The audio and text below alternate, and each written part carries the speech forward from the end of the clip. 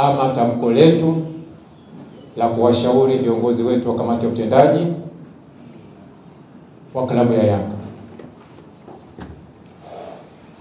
Kama mnavyokumbuka kwamba baada ya mechi ya tarehe 8 mwezi wa Machi huu kuvurugika pale uwanja wa Benjamin,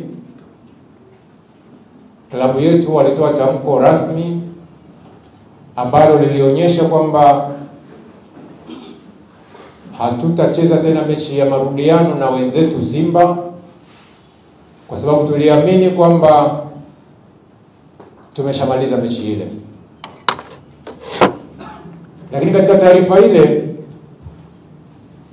klabu kupitia kamati ya utendaji kwenye tamko lao waliainisha mambo mengi. Moja ya vitu ambavyo wamevielezea ni kwamba tumepata hasara zaidi ya milioni 58 ambazo zimesababishwa na baadhi ya watu wachache ambao walivuruga mechi ile. Lakini pia walidai kwamba ni vizuri tukapewa pointi 3 kwa sababu tulitimiza kila aina ya kanuni ambayo ilitakiwa kwenye mechi ile. Lakini wakaenda mbali zaidi kwamba wanachama, wapenzi na mashabiki wetu wamesumbuka, wamepata tabu kutoka mikoa mbalimbali na hapa Dar es Salaam pia kwenda uwanjani kusupport timu yetu, lakini mechi haikuwepo. Hivyo ni usumbufu ambao umefanywa na baadhi ya viongozi wachache wenye mamlaka ya kuongoza mpira wa nchi hii. Waliwapa TFF masaa 72 kujibu barua yetu. Tunaamini barua yetu imejibiwa na klabu haikuridhika na majibu ya barua ile, ndio maana klabu yetu wamekata rufaa FIFA kwa maana ya chombo kinachoshughulika na migogoro ama usuluhishi kule kasi. Imani yetu kama mkoa wa Dar es Salaam, kwanza tuna imani na viongozi wetu.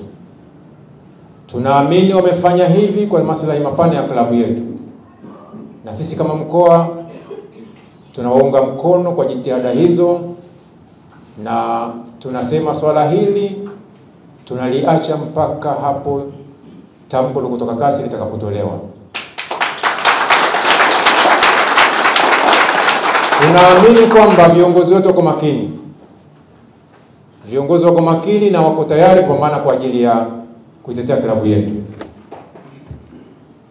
Lakini ndugu zangu, mtakumbuka kwamba kabla hatujajibiwa barua yetu, kitu ambacho sasa kimeleta taharuki kubwa kwa wapenzi na mashabiki wa Yanga ni pale baada ya rais wa shirikisho la mpira wa miguu nchini TFF alipoibuka na kuanza kutoa shutuma, dharau, kejeli na matusi kwa wanayanga. Hili ndio limetusababisha sasa tuamke tuje tuseme hapana, Yanga ina wenyewe na wenyewe ndio sisi. Amen.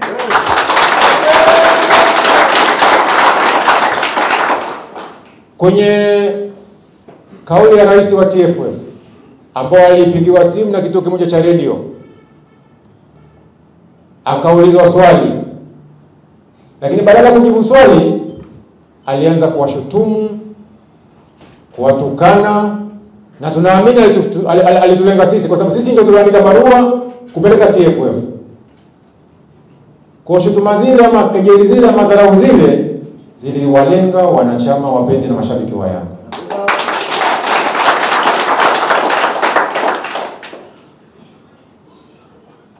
Moja ya dharau ambazo umetuambia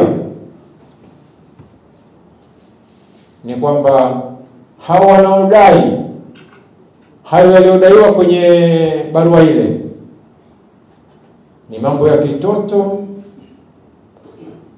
na ya kijinga. Tunaamini rais wa shirikisho la mpira wa miguu amemaanisha wanayanga ni watoto na ni wajinga. Bora wewe mtoto wa mwerevu, lakini ni watoto alafu ni wajinga. Hili limetukera, limetuudhi na limetusikitisha kama wanayanga. Lakini baada ya hili akaingia kwa viongozi wetu, ambao sisi wanayanga tuliamini tumewachagua viongozi makini, viongozi wenye nia thabiti ya kuendeleza klabu yetu, viongozi ambao tuliwapima tukaamini wanatosha ndani ya uongozi wetu. Akasema nao wana makando kando. Kwa hiyo wale tunawaambia awajibishe bodi ya ligi, nao waangalie viongozi wao wana haki gani ya kuendelea kuongoza wakati nao si waadilifu. Hili nalo tunadhani rais wa TFF ama rais wa shirikisho la mpira wa miguu nchini ametukosea sana wanayanga. Labda aje atuambie sasa. Sababu sisi hatuoni. Hatujawahi kuona ubora wa viongozi wetu. Na lazima tungeona ubora wa viongozi wetu, tungesha wawajibisha. Yanga hatuna sibili na mtu mbovu kwetu. Amen.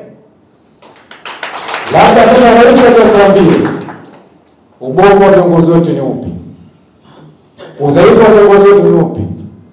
Ili tuone kama tunaweza kuwajibisha, tuwajibishe, kwa sababu hatuwezi kukaa na watu wabovu na sisi pia. Tunaamini kabisa yale waliotuahidi viongozi wetu wa klabu chini ya Rais Engineer Hersi na wajumbe wa kamati ya utendaji wameatekeleza kwa asilimia 85 ama 90 kabla ya muda wao kumalizika. Leo kutuambia viongozi wetu ni wabovu, rais ametukosea sana wanayanga. Mbali zaidi sasa, rais wa TFF akasema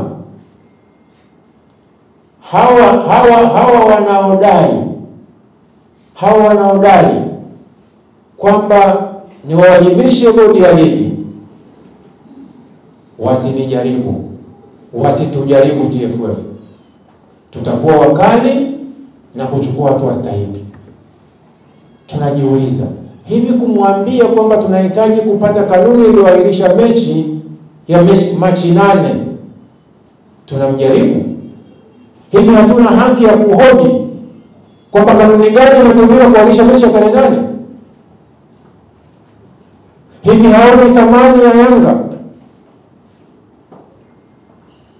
Tunasema rais ametukosea sana. Lakini akatuambia tena, kwa maelezo ya rais, akatuambia tena wale wanaodai mambo haya watuachie mpira wetu wakacheze sinema. Dharau kubwa sana. Hili nalo tunaona bado ni dharau za rais wa shirikisho la mpira wa miguu nchini kwa wanachama na wapenzi na mashabiki wa Yanga Afrika. Historia hii klabu inatuonyesha waasisi wa taifa hili, Mwalimu Julius Kambarage Nyerere, baba wa taifa, na mzee wetu wa Benjamin Karume walifanya kazi kubwa ya ukombozi wa nchi hii wakitumia michezo, wakitumia klabu hii ya Young Africans. Uhuru wa Tanzania ambao ulipatikana mwaka 61, klabu hii ina mchango mkubwa sana. Madhumuni ya kuanzisha klabu hii ni kuunganisha Watanzania kwenye swala la michezo. Michezo imetuunganisha. Klabu hii haijali dini ya mtu. Klabu hii haijali kabila la mtu. Klabu hii haijali itikadi ya kisiasa ya mtu. Tumeungana wote kwa nembo ya Young Africans.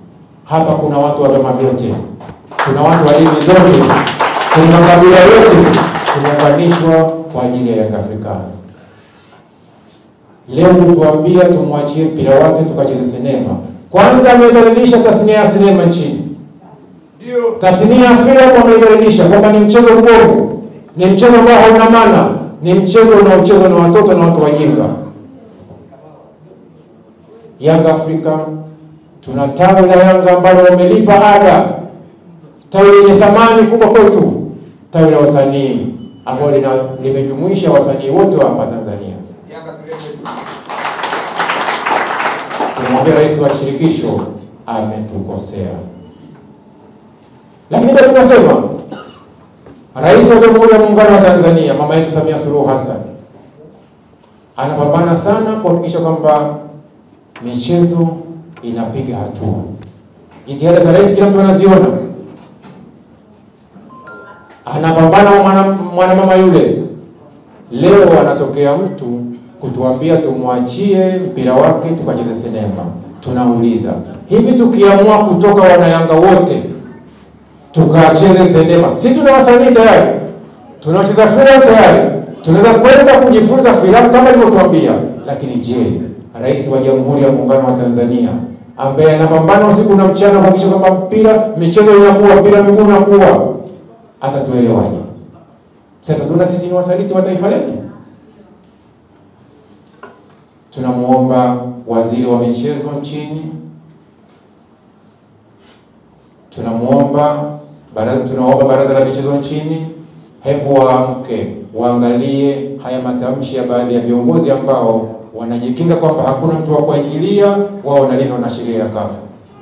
FIFA hairuhusu kuingiliwa. Tunaomba serikali sasa iangalie, huyu mtu anatugawa. Nchi inaelekea kwenye chani kesho kutwa mwezi wa 8. Leo na Yanga tunategemea kutoka kumwachia michezo yake. Hamuoni kama tunakuwa tunafanya vibaya kwenye taifa letu? Mtu mmoja anasababisha nchi yumbe. Tunasema haiwezekani.